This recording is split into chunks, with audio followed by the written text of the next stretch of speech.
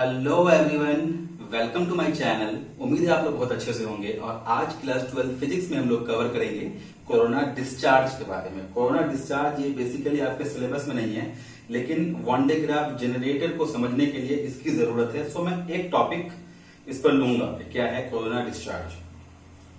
सबसे पहले हम लोग ये समझते हैं कि चार्ज डेंसिटी कहां पर चार्ज ज्यादा होता है। अगर हम किसी एक स्फीयर की बात कर लें, फॉर एग्जाम्पल, अगर यह काम करो, सबसे पहले आप लोग ये देखो कि पोटेंशियल की जो वैल्यू होती है वो कितनी होती है। पोटेंशियल की वैल्यू होती है 1/4πε0 Q डिवाइडेड बाई R। ये है पोटेंशियल की वैल्यू, ठीक है। आप Q को क्या जानते हो, किसी अगर सरफेस एरिया पर Q फैला हुआ है तो उस कंडीशन में Q की वैल्यू होती है, आप जानते हो, सिग्मा मल्टीप्लाइड बाई ए। ये आपने पहले पढ़ा हुआ है। Q की वैल्यू होती है सिग्मा मल्टीप्लाइड बाई ए। अच्छी बात है। अब आपके पास अगर एक स्फीयर है, ये स्फीयर है, इस स्फीयर का सर्टेन रेडियस है R, ये R दिख रहा है आपको यहाँ पे, तो इसका एरिया कितना हो जाएगा, एरिया होगा 4πr²। तो V की वैल्यू 1/4πε0 Q के बदले पुट करेंगे sigma into A divided by R। Solve करेंगे 1/4πε0, आप सिग्मा को रखो, एरिया के बदले हम पुट करेंगे 4πr² divided by R। R cancel out है तो R बचेगा, 4π कैंसिल आउट है, तो पोटेंशियल की वैल्यू क्या मिली आपको, ये मिल गई सिग्मा, ठीक है, बाई ε0 और R। तो ये हो गया सिग्मा इंटू R। ε0 को हम इस पार ले आते हैं तो हमें एक रिलेशन मिला, potential multiplied by sigma ε0 is equal to sigma multiplied by R। ये मिला आपको सिग्मा मल्टीप्लाइड बाई R। अच्छी बात है। ये सिग्मा को आप क्या जानते हो, दिस इज चार्ज डेंसिटी। ये आप पहले पढ़ चुके हो, सरफेस चार्ज डेंसिटी कहते हैं इसको। तो इसका मतलब, अच्छा अब ये देखो, ये जो पोटेंशियल है, अगर इस पर पूरा चार्ज फैला हुआ है, ये कंप्लीट चार्ज इसके सरफेस, हमने इसको चार्ज दिया, उस चार्ज ने क्या किया, अपने आप को पूरे सरफेस पे सेट कर लिया। आपने पहले पढ़ा हुआ है चीज पोटेंशियल वाले ही चैप्टर में। अच्छी बात है। तो अब इसके पूरे सरफेस पर पोटेंशियल की वैल्यू क्या हो जाएगी, दैट विल बी कांस्टेंट। क्यों कांस्टेंट, मैंने बताया है आपको पहले। ये चार्ज यहां मूव नहीं करेगा, ये चार्ज यहां मूव नहीं करेगा, तो दो पॉइंट के बीच अगर चार्ज मूव नहीं कर रहा तो पोटेंशियल डिफरेंस कितना है, 0 है। इसका मतलब दोनों पॉइंट का पोटेंशियल सेम है, तो सभी पॉइंट्स के पोटेंशियल क्या हो जाएंगे, आपको सेम हो जाएंगे। ये हम लोग पहले से जानते हैं। तो पोटेंशियल कांस्टेंट है और ये जो ε0 है ये भी कांस्टेंट है। तो ये पूरी वैल्यू, इस पूरी वैल्यू को हो जाना है कांस्टेंट। ये कांस्टेंट हो गया, तो constant is equal to sigma into R. अच्छी बात है। इसका मतलब ये हुआ कि सिग्मा की वैल्यू कितनी हो जाएगी, कांस्टेंट मल्टीप्लाइड बाय आर। तो हम इसको ऐसा लिख सकते हैं कि sigma is indirectly proportional to radius. मतलब क्या हुआ, जहां पर रेडियस कम होगा वहां पर चार्ज डेंसिटी ज्यादा होगी, जहां पर रेडियस ज्यादा होगा वहां चार्ज डेंसिटी कम होगी। अब इसको हम लोग ऐसे समझते हैं कि अब हमारा सरफेस इस तरह से है, ये ऐसा सरफेस है। अब यहां देखो, यहां से यहां तक इसका जो रेडियस बनेगा वो ऐसा बनेगा, ये इतना रेडियस बनेगा इसका। यहां का ले लो, इसका रेडियस ये आपको छोटा बनेगा। अब आप खुद कहो कहां पर चार्ज डेंसिटी ज्यादा होगी, यहां पर रेडियस छोटा है तो यहां पर चार्ज डेंसिटी ज्यादा होनी है, यहां पर रेडियस बड़ा है तो यहां पर चार्ज डेंसिटी कम होनी है। तो सिंपल सी बात है।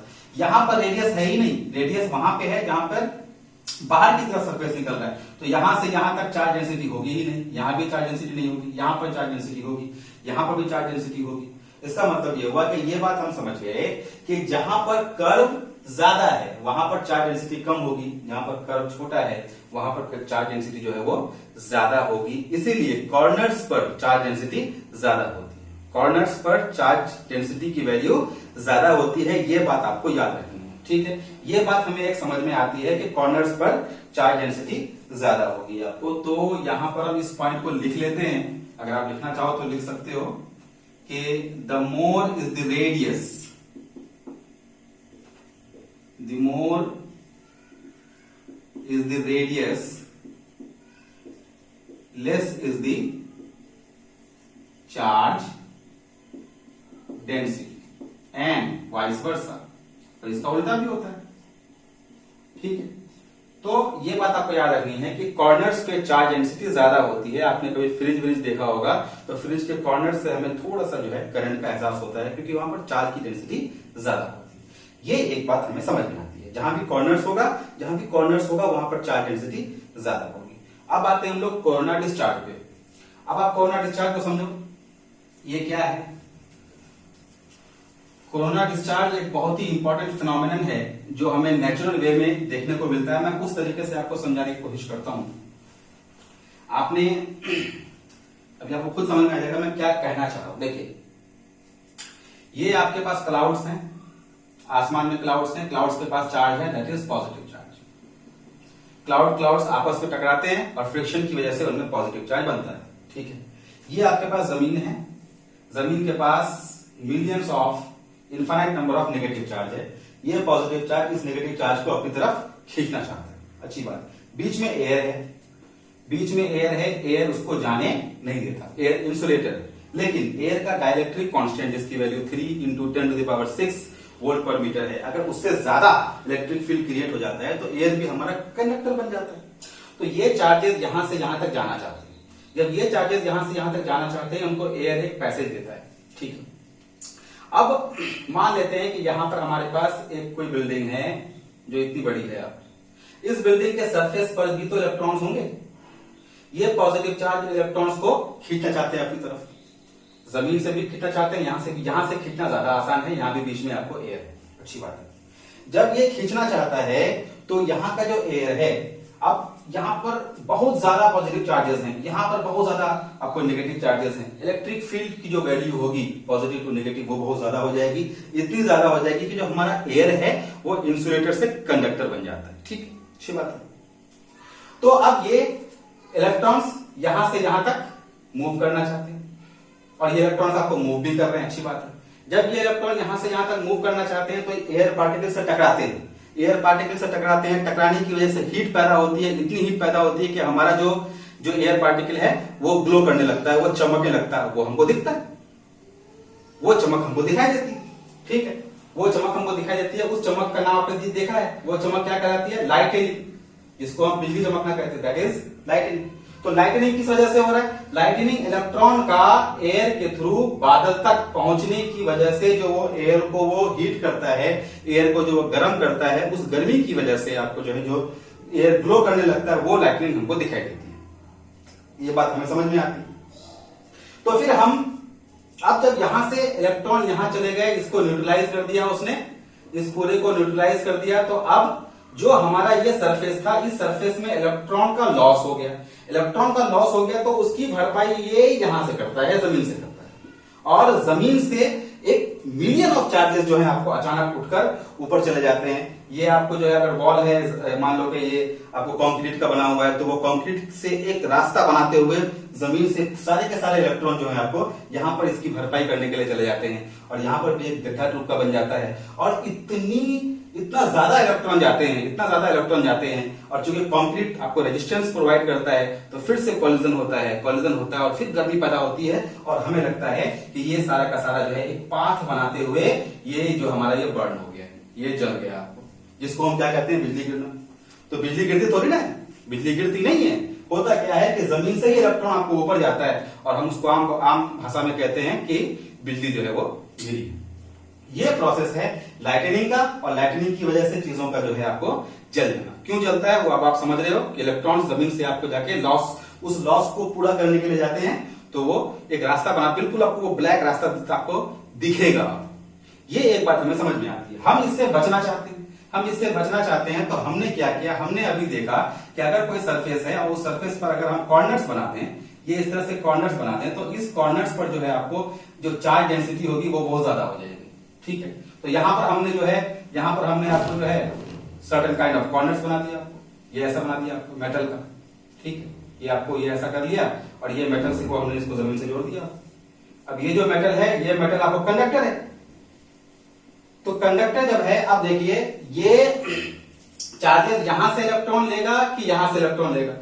यहां पर की चार्ज डेंसिटी बहुत कम होगी, फ्लैट सरफेस है।